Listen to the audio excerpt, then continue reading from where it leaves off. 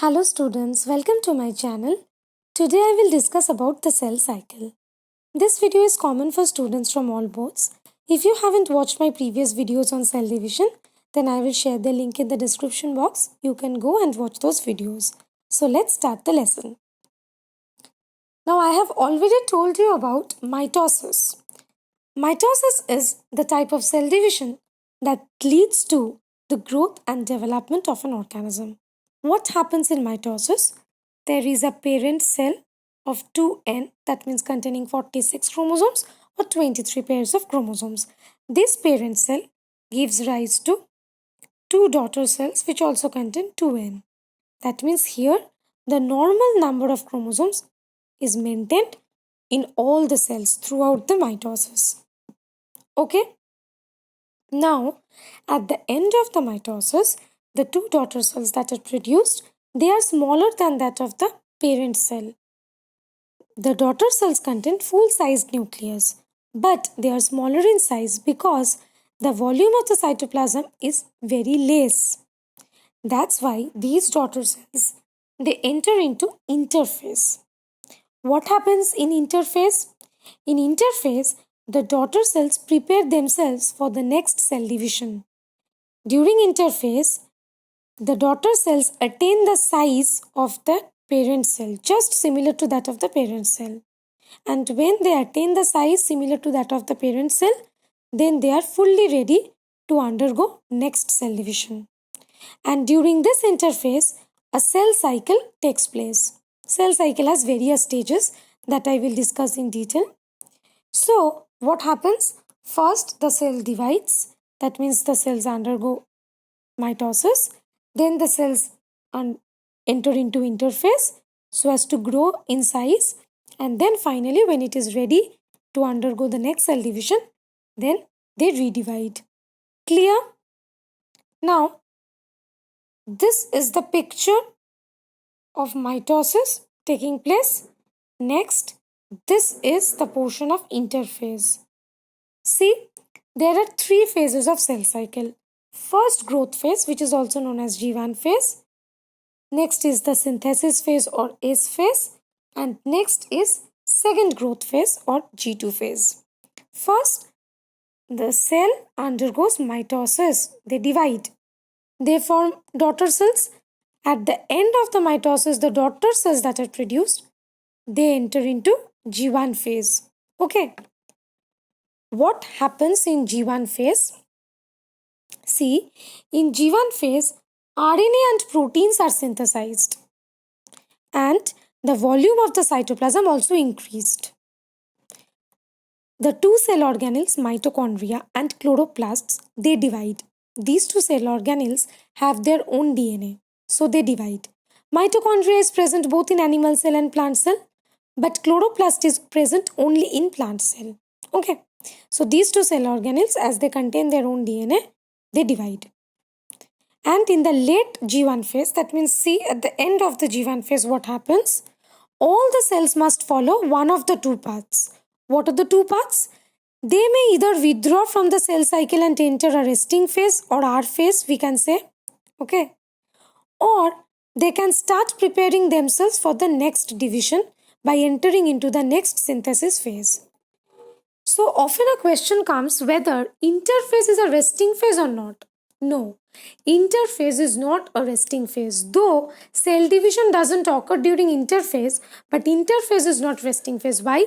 Because resting phase means no activities are performing. No activities are performed in resting phase. So if a cell doesn't want to go to cell cycle, then it will just leave it and it will go to resting phase. Whereas if a cell wants to undergo mitosis or the next cell division, then it will move to S phase or synthesis phase. That means it will continue with the cell cycle. In resting phase, no cell division, no synthesis, nothing occurs. But interphase is not a resting phase because here, though cell division doesn't occur, here synthesis occurs. RNAs, proteins, DNA, cytoplasm, all are synthesized. All necessary elements are synthesized. Those are required by the cell. Clear? So after G1 phase, those cells that choose to undergo the next cell division, they enter into the S phase. And in S phase, what happens? More DNA gets synthesized and chromosomes get duplicated. Okay. After S phase, the cell enter to G2 phase. That means the second growth phase. During this phase, more RNA and more proteins get synthesized. This phase is comparatively a shorter phase, but more RNA and more proteins get synthesized, which are required by the cell.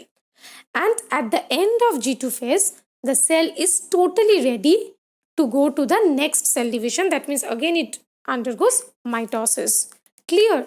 So this is all about the cell cycle. So you have to make it very clear that interphase is not a resting phase. Cell division doesn't occur, it is right, but here synthesis of important elements occur, right? So that's why when the question will come that whether interphase is a resting phase or not, you have to very carefully give the answer. Okay? Now, a question is, can the cell cycle go on endlessly? And the answer is no, it cannot. Because at some places, cell cycle stops permanently. At some places, cell cycle stops temporarily. And at some places, cell cycle occurs according to the need of that particular place or that particular cell or tissue or organ. Let's take an example. That means what happens? Cell cycle is a regulatory mechanism, right? See, first if I take the example of brain and nerve cells.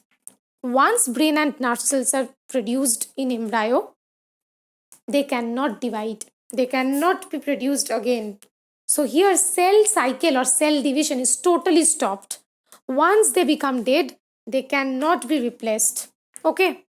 So here the cell cycle is permanently stopped. Whereas in case of liver cells, what happened?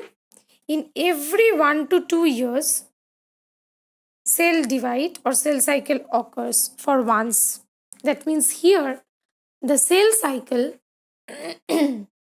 or the cell division, it is stopped permanently. Not permanently, I mean it is stopped temporarily, right? Because it is stopped temporarily for 1 to 2 years. Because after 1 to 2 years, for once, cell cycle or cell division occurs. So as to replace the damaged and destroyed cells. Whereas, in case of the cells that are present on the skin surface, what happens there? There, continuously the cells are injured, they are worn out, they are continuously replaced by the underlying cells, right? So here, the cell cycle occurs according to the need of those cells. So, the cell cycle cannot go on endlessly.